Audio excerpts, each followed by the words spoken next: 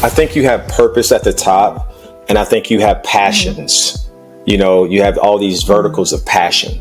And I think the gift lies within the passions. And I've heard Steve Harvey say, your gift is the thing that you do with the least amount of effort, like the greatest, like however you choose it, like that's your gift. I think the gift falls in the verticals of the passions. And what I will say is that as long as you're working those passions, and that gift is somehow aligned with those, you're always working in purpose, because those passions will evolve, those gifts will evolve, and the purpose will be the thing that oversees that. So I think for a lot of people, if you truly have a gift, and sometimes, like, for example, you said writing was your gift. You probably was running away from the gift because it's something that you did easily. It came to you easily, but you just didn't tie it together with intention or something else that you could do to truly help and serve people. And I think a lot of times we make things about ourselves, and it's really not about us. Like, life is not about us. Life is about service and about being in gratitude and about love. And so at the end of the day, if you truly understand your gift, stop thinking everything is about you. Everything is not about you.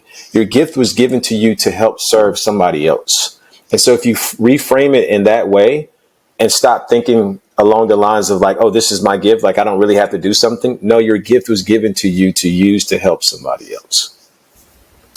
So how do we spread that message? How do we adopt this idea of service? Because I think that is one of the biggest points you just made. And I will say that is one thing I talk with my mentor about quite a bit, is she doesn't care what people say about her. So many of us are addicted to the follows and the likes or what you're doing or other people's opinions. And she doesn't care because she's in service of God. She works for God. That is her mission. It doesn't matter. Nothing else matters. And because of that, she is great at what she does. She has a lot of success. It doesn't matter. She's walked away from it before. It is all about in service of God and others. So how do you find that service? Like, how do you find your purpose? I think it's about taking inventory of yourself. You have to truly do an audit on yourself and take full inventory and strip yourself down completely to get to the root and the foundation. When you're getting ready to remodel a house, sometimes that house is completely stripped down. You have to strip everything down and remodel your life and go in a different direction. And I think a lot of times it's hard because we have these things that we're so comfortable with.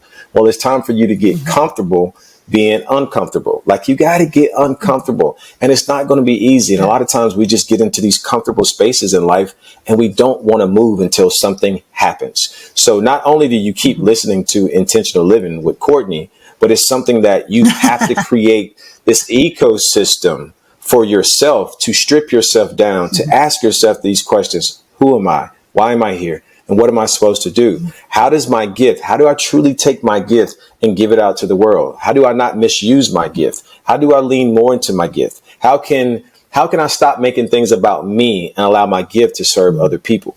And I think it's the inventory. And those are the questions that you would ask yourself along that. But I think it's truly about taking inventory of yourself and doing a personal audit and like really being intentional. Once you understand who you are, why you're here, and what you're meant to do, I think those 3 questions may be the most important questions that a person can ask themselves, because that really aids into the foundation. Because once you know who you are, that goes back to intention. That goes back to show why you're showing up, who you're showing up for, what you're doing it for.